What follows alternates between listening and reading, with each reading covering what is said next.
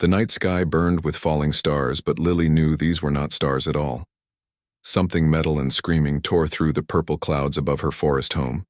The sound made her dragons nervous, and they pressed close to her sides. Ember was the smaller of her two companions. His red scales caught the moonlight like tiny rubies. When he was excited or afraid, small flames danced around his nostrils. Now those flames flickered faster than usual. His golden eyes watched the sky with worry. Shadow was larger and darker. Her black dragon moved like liquid night. His wings could spread wide enough to block out the moon. When danger came near, he would become perfectly still, like a statue made of midnight. Now he stood frozen, watching the burning object fall. Lily had lived in the great forest for over 200 years, which was still young for an elf. Her pointed ears could hear sounds that humans could never detect.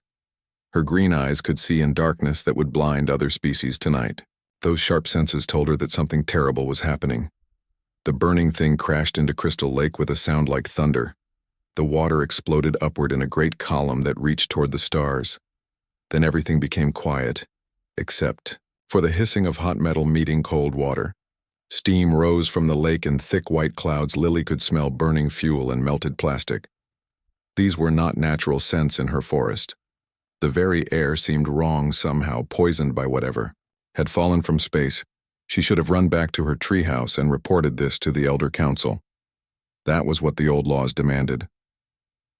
Any strange occurrence must be reported immediately. The council would send guards to investigate and decide what should be done. But something drew her toward the crash site. Her feet moved almost without her permission. Ember and Shadow followed close behind. Both dragons sensed her curiosity and shared it. They had never seen anything like this burning metal beast that had invaded their peaceful world. As they got closer to the lake, Lily could see the wreckage more clearly. It was definitely a ship of some kind, but not like the wooden vessels that sometimes traveled the forest rivers. This was made of gray metal and strange glowing panels. Most of it was underwater, but part of the hull stuck up above the surface. The ship was bigger than her house and covered with symbols she did not recognize. Pipes and wires hung from broken sections, like the guts of some giant mechanical animal. Light still flickered in some parts, showing that whatever powered this vessel was still working. Then she heard something that made her blood run cold. A voice was calling from inside the wreckage. It was weak and desperate, speaking words in a language she had never heard before. But the tone was unmistakable. Someone was trapped inside, and they were asking for help. Lily had been taught that other species were dangerous. The Elder Council spoke, often about the threats that existed beyond their world. Humans were said to be violent and unpredictable creatures who destroyed everything they touched. The Zephyrian Empire enslaved entire planets and turned them into factories. But the voice from the wreckage did not sound violent or dangerous. It sounded afraid and hurt, like any creature that was suffering. Ember snorted, and small flames came from his nose. He could smell the fear coming from the ship.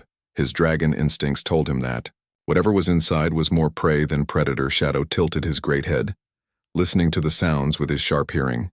The voice called out again. Weaker this time, Lily realized that whoever was inside might be dying.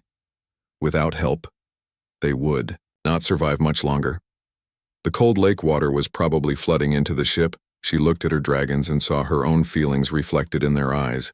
They could not simply walk away and let someone die. It did not matter what species the trapped being belonged to. Life was precious and should be protected. Lily waded into the lake water. Her leather boots and green dress quickly became soaked, but she did not care. The water was shockingly cold and tasted of metal and strange chemicals. A ship had polluted the pure lake with its alien substances. Swimming closer to the wreckage, she could see inside through a crack in the hull. A figure was trapped under a heavy piece of metal. It looked humanoid, but she could not tell for certain. The emergency lights cast strange shadows that made everything unclear. The figure moved slightly and called out again. The voice was definitely coming from whatever was pinned under the debris. Lily realized she would need her dragon's help to free the trapped being. The metal was too heavy for her alone. She whistled softly, and both Ember and Shadow immediately dove into the lake. Dragons were natural swimmers despite their association with fire and air. Their powerful limbs cut through the water with ease. Working together, they began to free the trapped figure. Ember used his claws to cut through twisted metal, while Shadow lifted heavy pieces with his strong neck. The emergency lights flickered and sparked as water reached electrical systems. Finally, they pulled the figure free from the wreckage. Lily gasped when she saw what they had rescued. It was definitely human, just as the stories had described. 2 arms, 2 legs, and a face that was similar to an elf, but without the pointed ears. The human was male with brown hair and pale skin. Blood ran from a cut on his forehead and his breathing was shallow. He was unconscious but still alive. His clothes were strange, made of materials she had never seen before. Lily looked back toward her forest home, then down at the unconscious human in her arms. She was about to break the most sacred law of her people. By helping this alien creature, she was risking exile or worse.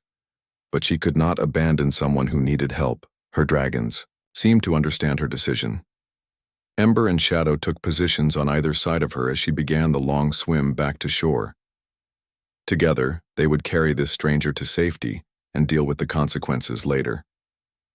The night was far from over, and Lily had no idea that her choice would change the fate of her entire world.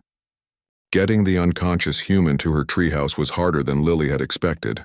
The man was heavier than he looked, and completely unable to help himself. Her dragons did their best to assist, but their claws were not made for carrying delicate cargo. Shadow flew ahead to prepare a safe landing spot, while Ember stayed close to help support the human during the climb up to her home. Lily lived high in the branches of an ancient oak tree that was older than the oldest elf. The treehouse had been built by her grandmother and had rooms carved directly into the living wood. Once they reached the main platform, Lily laid the human on her sleeping furs near the fireplace. Ember immediately began breathing gentle flames to warm the air, while Shadow kept watch from the doorway. Both dragons understood that their companion was taking a great risk in the flickering firelight. Lily could examine the human more carefully.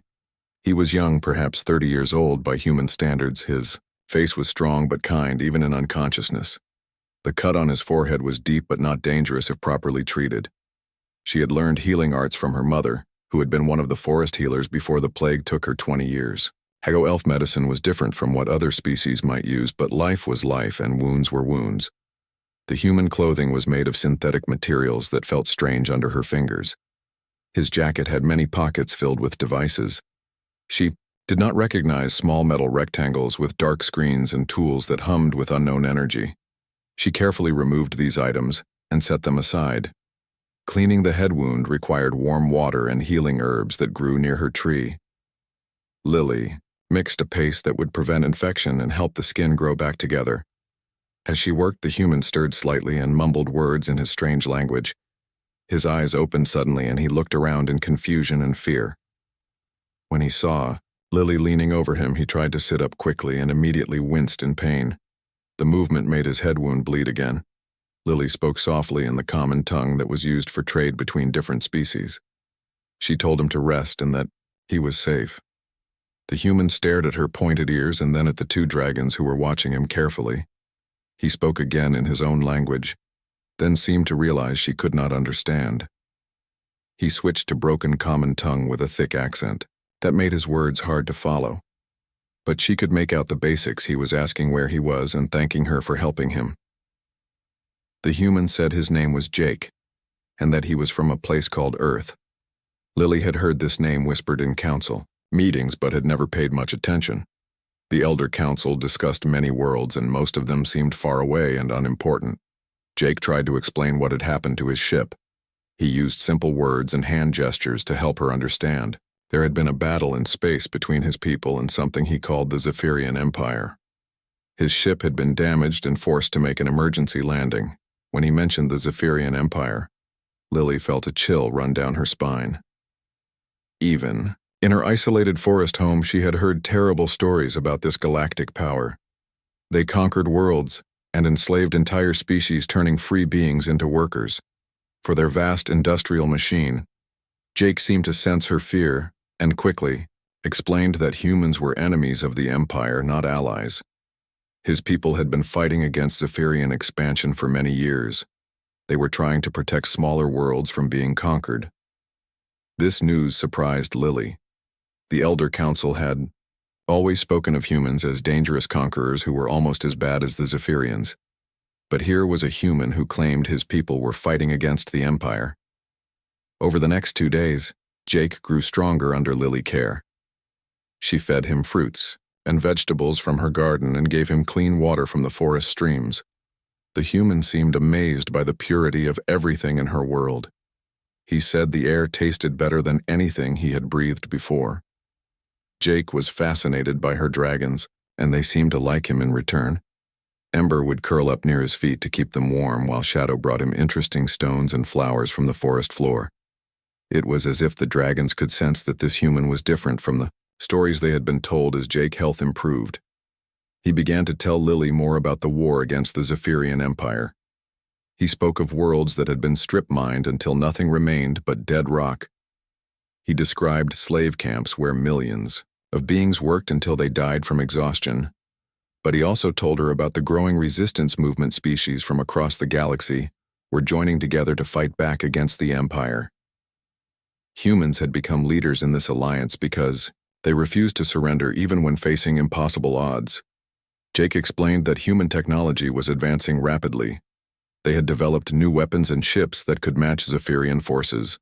The key was cooperation between different species. Each race brought unique abilities and knowledge to the alliance. Lily found herself drawn into these stories of distant battles and brave sacrifices. Jake spoke with passion about freedom and the right of all species to live without fear. He painted pictures with words of a galaxy where different peoples could trade and learn from each other in peace. On the third night, Jake tried to contact his people using one of the devices from his ship. The small metal rectangle came to life with lights and sounds, but the signal was weak and full of static. He managed to send a brief message before the device died completely. Jake looked worried as he explained what this meant. His people would eventually come looking for him, but it might take weeks or months to find his exact location. Meanwhile, the Zephyrian forces that had attacked his ship were probably still searching the area. Lily realized that her peaceful forest was about to become very dangerous. The Elder Council would soon discover that she was hiding an alien in her home. And if Zephyrian ships arrived first, they might destroy everything she had ever known. She looked at Jake sleeping peacefully by her fireplace with Ember curled at his feet and Shadow standing guard at the door. 3 days ago, her biggest worry had been whether her vegetable garden would produce enough food for winter. Now she was harboring a fugitive from an interstellar war, and her dragons were bonding with a member of a species that her people considered enemies. Everything she had been taught about the universe was being turned upside down, but as she watched Jake sleep, she knew she had made the right choice in saving him. Whatever happened next, they would face it together. The fourth morning brought visitors to Lily Forest home. She heard them coming long before they arrived thanks to her sharp elf hearing. Heavy footsteps crashed through the underbrush, and voices called out in the formal tones used by council guards. Jake was awake instantly when she touched his shoulder. His military training had taught him to wake quickly when danger approached. He looked around the treehouse, calculating distances to windows and exits, like a soldier preparing for battle. Lily quickly gathered his belongings and pointed toward a hidden panel in the floor that led to a secret room beneath the main living area. Her grandmother had built this hiding place during the last Great War when enemy forces had searched the forest. Jake squeezed into the small space with his equipment, while Lily replaced the wooden panel and scattered furs over it. Ember and Shadow understood what was happening and took positions that would block any view of the hiding spot. The guards reached her platform just as Lily finished arranging everything to look normal. There were 6 of them wearing the green and gold uniforms of the Forest Council. They carried traditional elf weapons like enchanted bows and crystal-tipped spears. Captain Morgan was their leader, a stern-faced elf with silver hair who had served the council for over 300 years. His cold blue eyes missed nothing as he looked around her treehouse searching for anything out of place. Morgan announced that the council had detected strange energies in this part of the forest. 3 nights ago, their magical sensors had recorded powerful disturbances near Crystal Lake.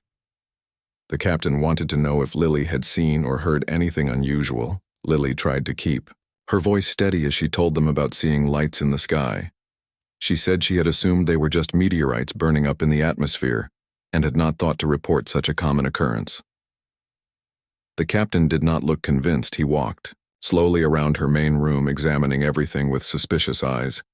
His gaze lingered on the sleeping area where Jake had been resting.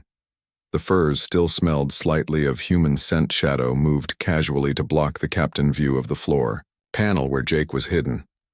The dragon pretended to be sleepy and stretched out his full length across that section of the room. Ember joined him, and they looked like they were just resting. Captain Morgan asked why her dragon seemed nervous today. Lily explained that they had been hunting earlier and were tired from flying long distances. The explanation sounded weak even to her, but the captain seemed to accept it. One of the younger guards mentioned finding strange debris near the lake, pieces of unknown metal and substances that did not belong in their pristine forest. The captain's eyes grew even more suspicious as he heard this report. He told Lily that the council believed a ship had crashed in the lake and that survivors might be hiding somewhere in the forest. Any elf who aided alien invaders would be considered a traitor and face severe punishment. Lily felt her heart racing, but forced herself to remain calm. She pointed out that if there had been survivors, they would probably be badly injured and in need of medical attention. Surely the council would want to help wounded beings rather than hunt them down. Captain Morgan laughed coldly and said that the council had no interest in helping invaders. The standing orders were to capture or kill any aliens found on their world. This was the only way to maintain the security and purity of elf society. The captain then announced that his guards would be conducting a thorough search of the entire forest area.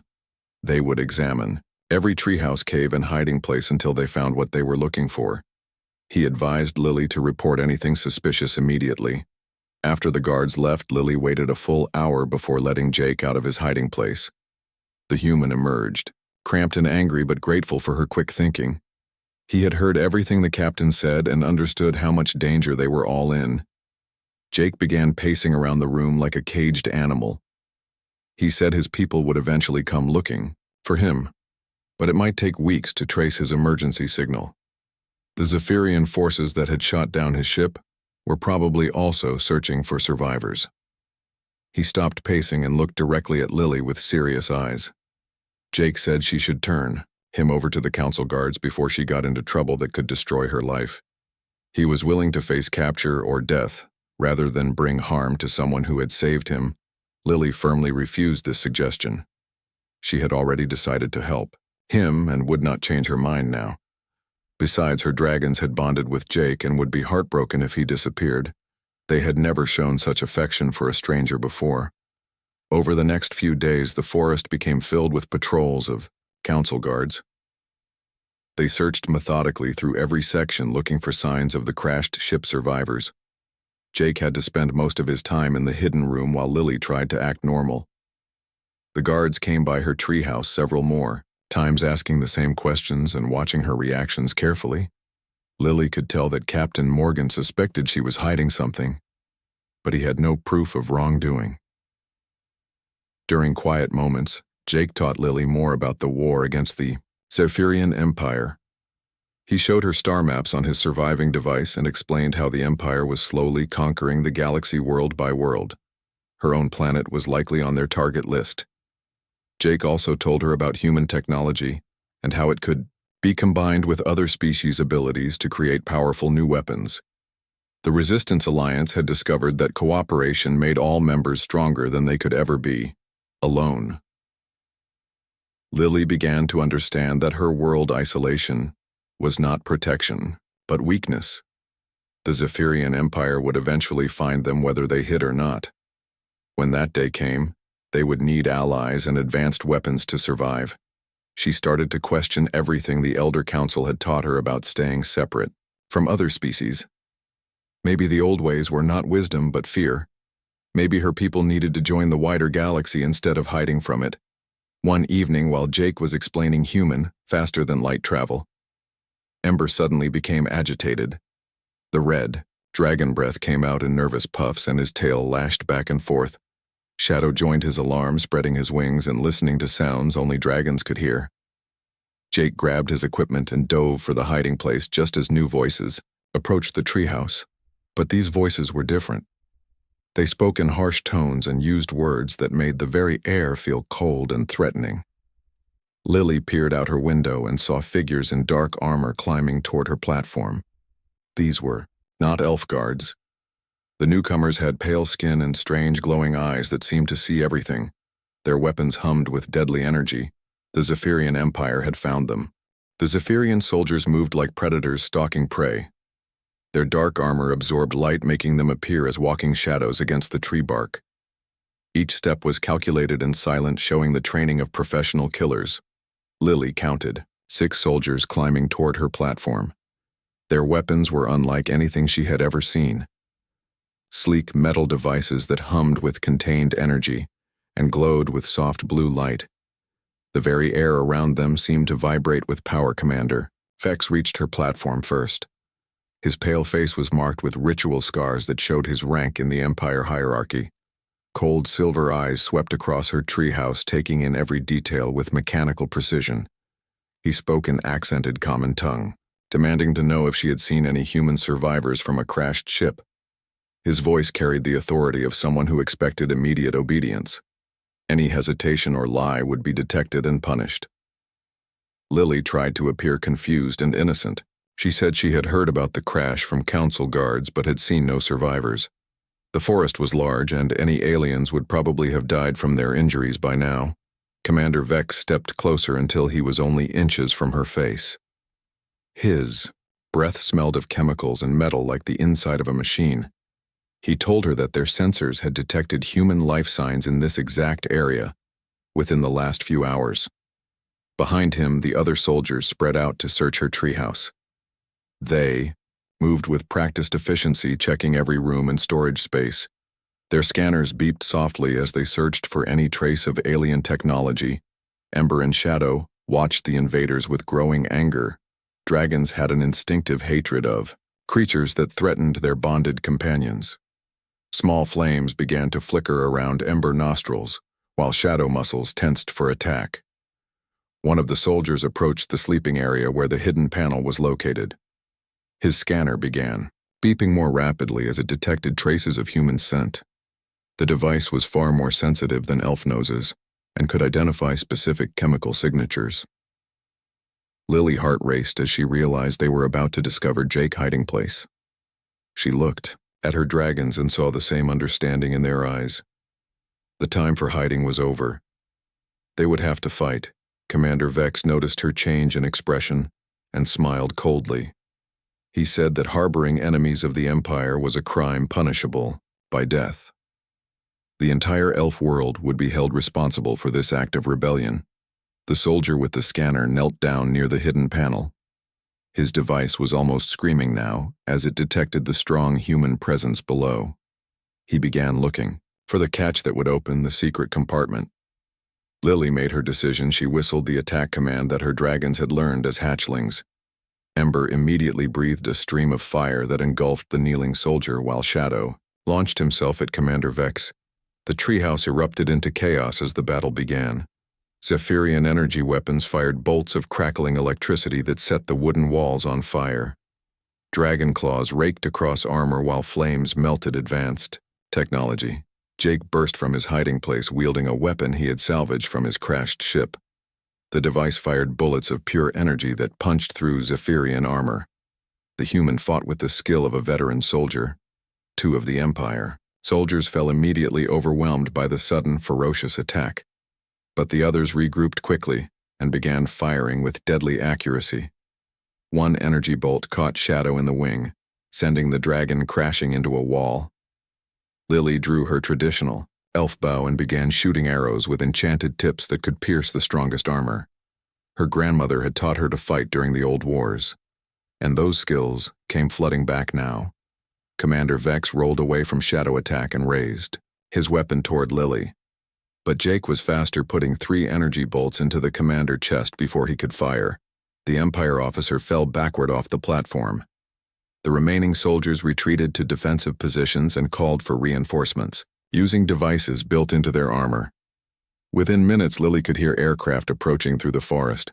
The Empire had brought an entire assault force. Jake grabbed his equipment and motioned toward the window. They needed to escape before more soldiers arrived.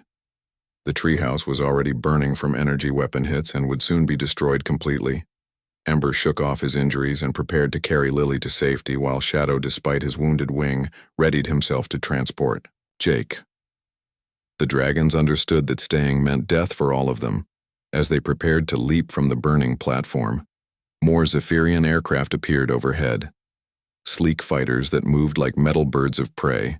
Their weapons began firing into the forest, setting trees ablaze. Jake shouted over the noise that they needed to reach the crash site. His ship emergency beacon was still transmitting, and human rescue forces would look there first. It was their only hope of survival. They launched themselves from the platform just as the treehouse exploded in a ball of fire. Ember and Shadow flew through smoke and flames while enemy aircraft pursued them. Energy bolts lit up the night sky like deadly fireworks. The ancient forest that had been Lily home for 2 centuries was burning around them. Creatures fled in panic as the Zephyrian forces destroyed everything in their search for the human survivor. Landing near Crystal Lake, they could see the wreckage of Jake's ship, still partially submerged in the dark water. But the area was surrounded by Empire soldiers who had set up a perimeter with heavy weapons. Jake checked his communicator device and found a weak signal from human forces. The rescue fleet was still several hours away and would arrive to find a war zone instead of a peaceful first contact situation. More explosions echoed through the forest as Zephyrian forces continued their destructive search. Lily realized with growing horror that her entire world was about to be conquered. The Empire would not stop with just finding Jake. She looked at the human who had brought this disaster to her home and surprised herself by feeling no anger. Instead, she felt determination. The Empire had made this choice by pursuing one crashed pilot with an entire army.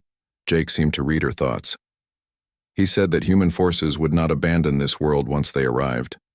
Earth took care of its allies and would help the elves fight for their freedom. Shadow limped forward on his injured wing and nudged both Jake and Lily with his great head. The dragon was telling them that they were bonded, now united against a common enemy. Ember roared agreement, breathing flames that reflected off the lake water like liquid fire. The sound echoed across the burning forest, carrying a message of defiance to their enemies. In the distance, they could hear the Elf Council guards engaging Zephyrian forces in battle. The old isolation was ended forever. Whether the elves wanted it or not, they were now part of the Galactic War. The battle for the forest raged through the night as Elf Council guards fought desperately against superior Zephyrian technology. Ancient magic clashed with energy weapons while trees burned and creatures fled in terror. The peaceful world was transforming into a war zone. Jake monitored his communicator as signals from the human rescue fleet grew stronger. They were less than 2 hours away, but the Zephyrian forces were systematically destroying everything in their path. A full Imperial cruiser had arrived in orbit and was preparing to land ground forces. Lily watched her homeland burn and felt something fundamental change inside her. The old ways of isolation and neutrality had failed completely. Her people needed allies and advanced weapons if they wanted to survive as a free species. Captain Morgan and his surviving guards fought their way to the lakeshore. After losing half their unit to Empire soldiers, the veteran officer was wounded, and his uniform was torn, but his eyes burned with rage at the invasion of his world. When Morgan saw Lily with the human, his first instinct was to arrest them both. But Jake immediately began treating the captain wounds with medical supplies from his pack. The human work was skilled and gentle, showing genuine care for the injured elf. Jake explained quickly that human reinforcements were coming, and that Earth would help defend this world against the Empire. But they needed the elf forces to coordinate their efforts instead of fighting separately. More explosions lit up the sky as Zephyrian aircraft bombed elf settlements across the forest. The Empire strategy was clear.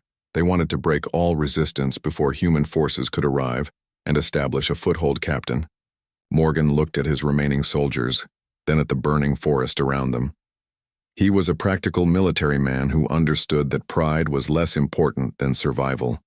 His people needed help, and the humans were offering it. The captain agreed. to temporary cooperation, but warned that the Elder Council would have to approve any formal alliance. Jake said there would be time for politics later if they all lived through the next few hours. Shadow, despite his injured wing, took flight to scout enemy positions while Ember used his flames to create signal fires that would guide the approaching human fleet. The dragons had adapted quickly to their new role in interstellar warfare. Within an hour, the sky filled with human warships dropping from hyperspace. Their hulls gleamed with advanced armor and their weapons charged with deadly energy. The rescue fleet had become an invasion force ready to liberate an entire world. The lead ship was a massive battlecruiser, commanded by Admiral Sarah Brooks, a veteran of dozens of campaigns against the Zephyrian Empire. Her forces had been tracking Jake's distress signal and were prepared for heavy fighting. Admiral Brooks opened communications with both Jake and Captain Morgan, offering immediate military support in exchange for permission to establish a base on the elf world. The humans needed allies and the elves needed protection. The Zephyrian cruiser in orbit tried to escape when it detected the human fleet, but Earth destroyers were faster and better armed. The Empire ship exploded in a brilliant flash that could be seen from the planet's surface below. Human Marines landed throughout the forest, engaging Zephyrian ground forces with weapons that matched their technology. For the first time in centuries, the Empire soldiers faced an enemy that could fight back effectively. Jake led combined human and elf forces in an assault on the main Zephyrian base near the lake. His knowledge of Empire tactics and Captain Morgan's understanding of local terrain made them an effective team. The battle was fierce but brief. Human firepower combined with elf magic and dragon support overwhelmed the invaders. Ember and Shadow worked perfectly with human air units providing reconnaissance and close support fire. When the last Zephyrian soldier surrendered, Admiral Brooks landed her command shuttle near the lake. She was a tall woman with gray hair and sharp eyes who carried herself with quiet authority. The Admiral thanked Lily personally for saving Jake and asked to meet her dragons. Ember and Shadow were cautious at first, but soon sensed that this human leader respected their intelligence and abilities. Admiral Brooks explained that Earth policy was to help liberate worlds from Zephyrian control but never to conquer them. The human alliance was based on mutual cooperation, not domination. Each species contributed their unique strengths. She offered the elves full membership in the alliance along with access to human technology and military protection in exchange for basing rights and shared resources. The terms were generous and designed to appeal to elf pride. The Elder Council arrived at the lakeshore to negotiate with mixed feelings about their world's sudden entry into galactic politics. Some members wanted to reject all outside contact, while others recognized the new reality. Captain Morgan spoke for the military, arguing that isolation had failed to protect them. The Empire would return with larger forces, unless the elves had strong allies. Earth was offering partnership, not conquest. Lily found herself appointed as an unofficial ambassador between the two species. Her bond with Jake and her dragons made her a natural bridge between human and elf cultures. The negotiations took 3 days but finally produced a formal alliance treaty. The elves would provide rare magical resources and forest products while humans offered technology and military protection. Jake decided to stay on the elf world as a permanent liaison officer. He had grown to love the forest and its people, especially one particular elf woman who had saved his life. Lily accepted an invitation to visit Earth and see human civilization for herself. Ember and Shadow were excited about the chance to explore new worlds and meet other dragon riders. The alliance grew stronger each month as both species learned from each other. Human technology enhanced by elf magic produced weapons and ships that neither could have built alone. When the Zephyrian Empire launched their next offensive, they faced a united force that fought with unprecedented coordination. Dragons carrying human weapons flew alongside space fighters, while elf mages supported marine landing forces. The Empire forces were driven back with heavy losses, marking the first major defeat they had suffered in decades. Word of the victory spread throughout the galaxy, inspiring other worlds to join the growing alliance. Lily often thought about that night when she had chosen to save one crashed pilot. That simple act of compassion had changed the fate of her entire world and helped forge an alliance that would reshape the galaxy. The forest was healing from the battle scars and new settlements were being built. With both human and elf techniques, Jake and Lily worked together, training the next generation of liaison officers. Ember and Shadow had become symbols of the Alliance, appearing on recruiting posters that encouraged other species to join the fight for freedom. Their roars could be heard across the stars, carrying a message of hope. The war against the Empire was far from over, but for the first time in generations there was real hope for victory. The universe had learned that some bonds were stronger than any weapon and some alliances could not be broken.